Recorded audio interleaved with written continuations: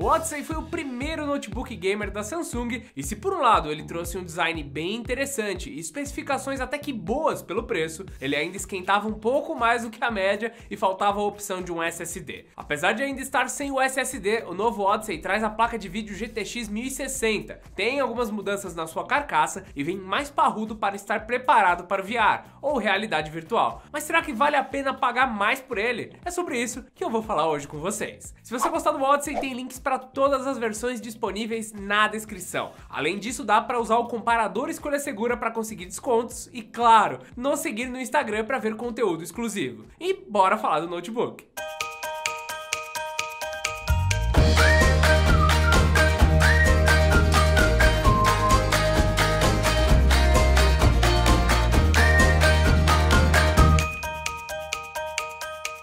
Olhando por fora, o Samsung Odyssey não parece ter ficado muito diferente, mas conforme você chega mais perto e pega ele na mão, já fica claro que ele tá mais grosso e mais pesado. Eu imagino que isso tenha relação com as necessidades que uma placa de vídeo mais robusta traz, maior bateria e talvez um pouco mais de ventilação para ele. Por dentro dos dois modelos, o novo e o velho, você encontra dois slots de memória RAM que chegam até 16 GB no mercado e que podem ser expandidos para 32 GB. O HD é ainda o mesmo, com o máximo de 1 TB a 5400 RPM, e o processador, um i7 7700HQ, permeia todos os modelos da Samsung Gamers. Aliás, esse daqui é um processador meio coringa, que você encontra em vários modelos de marcas diferentes. Para jogos e desempenho, isso daí é uma evidência da sua boa performance e que mostra que uma variedade de placas de vídeo conseguem funcionar sem gargalar com ele. A tela continua de IPS com um brilho perto dos 250 nits e acabamento anti-reflexo, apesar dela ter uma média de contraste melhor do que a média e possibilitar conteúdo em HDR, sinceramente ainda não é tão legal quanto outros equipamentos. Quem sabe se tivesse um brilho maior já ajudava bastante, mas notebooks gamers dessa faixa de preço não estão entregando telas melhores do que isso. Na verdade, elas são até um pouquinho piores. Outra coisa que está igual à versão anterior é a presença de uma conexão M.2 para fazer o upgrade para o SSD, essencial para melhor desempenho em outras aplicações. Isso daí não é um ponto positivo porque já existem outros equipamentos mais baratos vindo com SSD aqui no Brasil.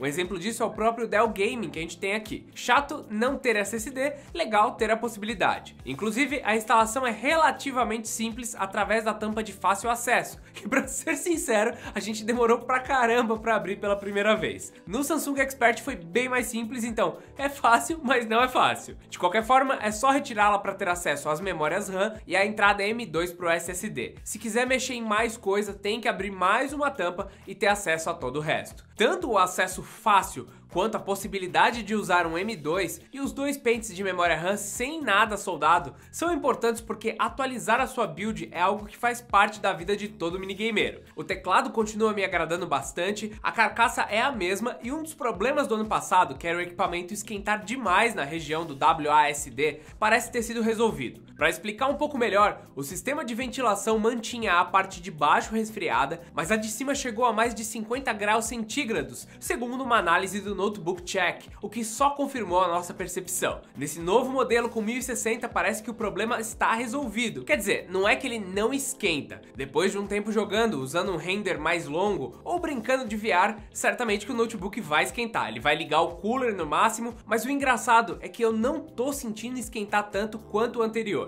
A CPU e a GPU quase chegam a 90 graus centígrados como no anterior e o CPU rapidinho desliga o Turbo Mode para não deixar a temperatura subir mais do que isso, se mantendo nos 2.8 GHz. O Teteu mesmo usou ele por longos períodos no colo e não sentiu incômodo. O peso adicional parece ter vindo direto do incremento de bateria, que foi para 66 watts, e o consequente incremento da fonte, que passa de 120 para 180 watts, o que no geral subiu o desempenho de 4 para perto de 5 horas de tela ali em tarefas simples, Wi-Fi e navegação na internet. Para acomodar os novos componentes, a espessura passou de 2.82 para 3.09 centímetros, o que pode ter relação com a diminuição de temperatura geral do aparelho, que agora tem um pouco mais de espaço para circulação. Apesar da GTX ser mais gastona, é o que faz o Odyssey ser VR ready, pronto para a tecnologia Windows Mixed Reality. nós usamos a função com o Samsung HMD Odyssey, e sim, logo vamos lançar um review completo dele aqui no canal, mas por enquanto eu te conto que ele demanda bastante do Note, mas não parece ter a performance limitada por isso. Mas eu falei e não entrei no principal, jogos. Por que pegar um notebook com uma 1060 e não com uma 1050 ou 1050 Ti? Para começar, testamos Fortnite, com as configurações todas no épico. Ele carregou rapidinho e durante a partida também foi bem, e era esperado mesmo, já que Fortnite não é super pesado. No começo ele se manteve forte, com 70, 80 frames, mas logo já dá para notar uma engasgada ou outra, principalmente em situações de muita ação, onde ele chegou a cair para menos de 50 frames. Após jogar algumas partidas, acho que dá para ficar com as configurações todas no máximo, mas o jogo fica melhor diminuindo algumas delas para alta, principalmente se você for mais hardcore e preferir estabilidade em vez de gráficos. Outro ponto que vocês sempre me perguntam nos comentários é o LoLzinho.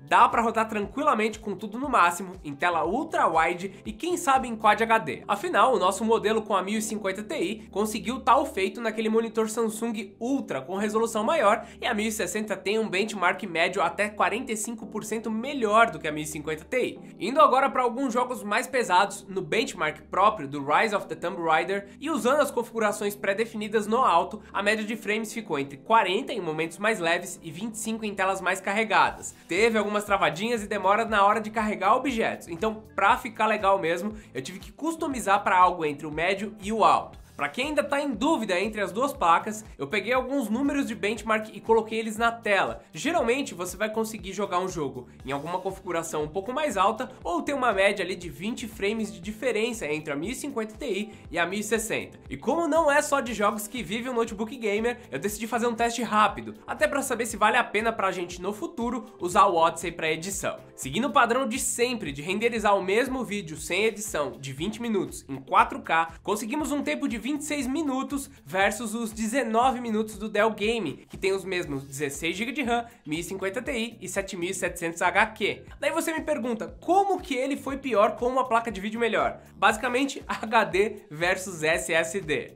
Querendo ou não, estamos falando de mais de 15 GB de arquivos tendo de ser lidos e gravados novamente no disco, além de sendo processados. Sabendo de tudo isso, a que conclusão que chegamos? Pegar um notebook com GTX 1060 é um ótimo incremento para gamers, mas um não tão grande para produtividade. Se você tá louco para jogar VR, uma GTX 1060 é essencial, e o par com HMD Odyssey é simples e útil, é plugar e jogar, não tem problema nenhum. Apesar de melhor do que antes e com mais bateria, o Odyssey ainda sofre com resfriamento e a falta de SSD. Felizmente o preço baixou e agora tá condizente com outros equipamentos de GTX 1060. Se você gostou, lembra que tem os links na descrição, lembra de deixar um comentário, um like, que ajuda muito a gente, e claro, de se inscrever aqui no canal, porque tem muito vídeo de tecnologia e guia de compra saindo toda semana. Então é isso, meus amigos, e até mais!